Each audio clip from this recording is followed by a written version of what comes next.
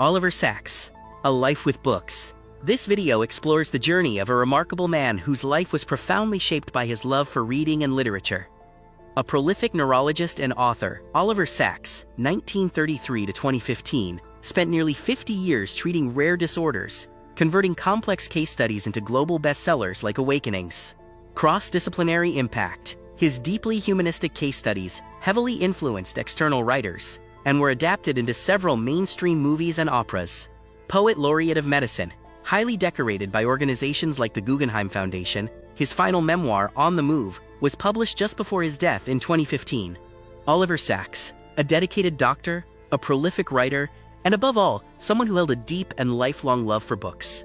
A praise of intellectual freedom, the essay on libraries serves as a direct celebration of free thought, community connection, and the thrill of unexpected discovery. Shaped by the Sacks attributes his own growth as a titan of mind and spirit directly to the sanctuary and resources provided by libraries. The lifelong reader establishes his perspective not just as a medical professional, but as a voracious reader whose life was fundamentally saved by books. The family sanctuary, Sacks's favorite room growing up, was a large, oak-paneled home library featuring 4 walls completely covered by bookshelves. His home contained a very special room, a personal sanctuary defined by beautiful oak walls and a large, central table where he could focus on his work. A map of family identity, the shelves held his father's Hebrew scholarship, his parents' medical student Ibsen collection, wartime poetry, and his older brother's adventure books. Igniting the imagination, by reading The Jungle Book from the accessible lower shelves, a young Sacks deeply identified with Mowgli, sparking his earliest creative fantasies. The lounge collection, Sacks' mother, maintained her own distinct literary spaces, featuring beautiful green bindings of Bernard Shaw and fine leather-bound sets of Kipling and Shakespeare. His childhood home was filled with the influence of literature. His father spent his time reading Hebrew books, while his mother shared wonderful stories with him. Prized literature. The collection consisted largely of classical poetry and classic works that his mother had won as school prizes. The allure of medicine. Specialized medical books were kept in a locked cabinet in his parents' clinic, though the key was intentionally left in the door, allowing for easy, curious access. As a young boy, Oliver began his own reading journey at just 3 or 4 years old, sparked by the books around him. The favorite space, the home library, vied closely with Sacks' chemistry lab as his favorite place in the world due to its absolute quiet and aesthetic beauty. Losing track of time, he would regularly curl up in a chair and become so deeply immersed in reading that he would completely lose his sense of time and miss family meals. Formative memories. Having learned to read exceptionally early at age 3 or 4, books and the library constitute Sacks's absolute earliest memories in life.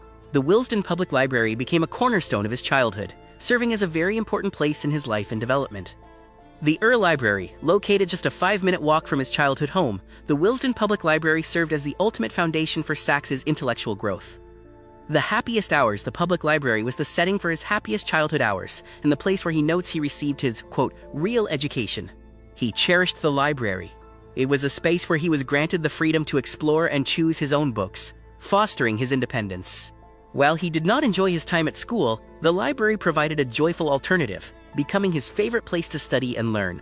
He had a particular fondness for science books, where he first learned about the wonders of the stars and the mysteries of chemistry. University gateways.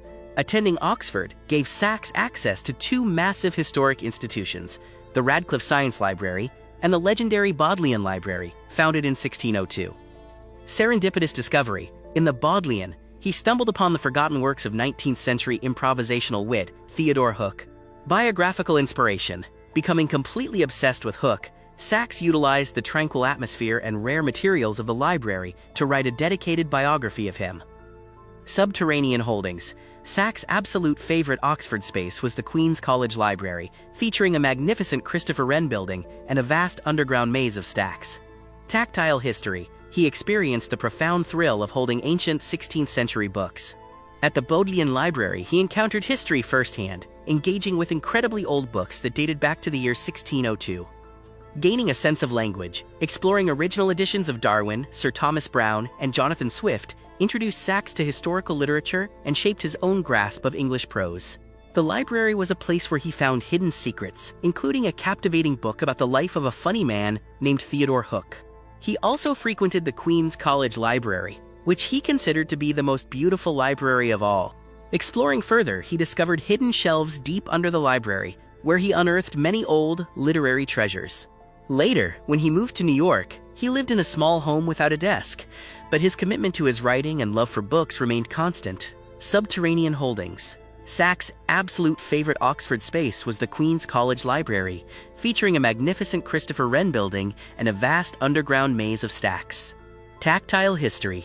He experienced the profound thrill of holding ancient 16th-century books, incunabula, in his own hands, including works featuring woodcuts by Dürer. Gaining a sense of language, exploring original editions of Darwin, Sir Thomas Browne, and Jonathan Swift, introduced Sacks to historical literature and shaped his own grasp of English prose. Slide 11. The democratization of books. Paragraph 11, Part 2. Open access to treasures. Sacks deeply appreciate. The Acom Library was remarkably spacious, offering him plenty of room to study and immerse himself in his work. A cramped workspace. Arriving in New York City in 1965, Sacks lived in a tiny, restrictive apartment where he resorted to writing his book Migraine on top of his refrigerator. Spacious sanctuary. He found a desperate refuge in the abundant space of the Albert Einstein College of Medicine Library. The joy of wandering, the massive layout, allowed him to read at large tables and wander the stacks, constantly stumbling upon unexpected literary treasures. Slide 13. The camaraderie of the stacks. Paragraph 13. Spontaneous friendships. The quiet library stacks frequently sparked whispered conversations when two researchers accidentally hunted for the exact same vintage medical journal. It was also a place of connection, where he made friends and engaged in quiet, thoughtful conversations about the books they loved. A generational change. By the 1990s, a major shift occurred where students entirely ignored the physical library shelves in favor of computer screens. Declaring books obsolete, because students no longer touched the physical collection, college administrators concluded that print books were entirely unnecessary. The ultimate disposal. Driven by digital migration, the medical college made the ultimate decision to quietly purge and get rid of their physical library assets. The 1990s brought significant changes to the library landscape, most notably with the widespread arrival of computers. Horror at the empty shelves.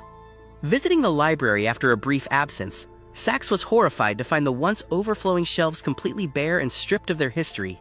As technology shifted, many books were removed from the shelves. Seeing those empty spaces was a truly sad experience for him. A modern crime. He viewed the silent destruction and throwing away of centuries of physical books across the country as a literal murder of human knowledge. For him, physical books remain special. They offer a unique sensory experience, the ability to see, smell, and hold them, which he cherished deeply. The irreplaceable artifact. Strongly rejecting the librarian's defense that everything was digitized, Sacks laments the loss of the scent, look, and heft of physical books, recalling how a chance encounter with a physical 1873 book originally inspired his entire writing career.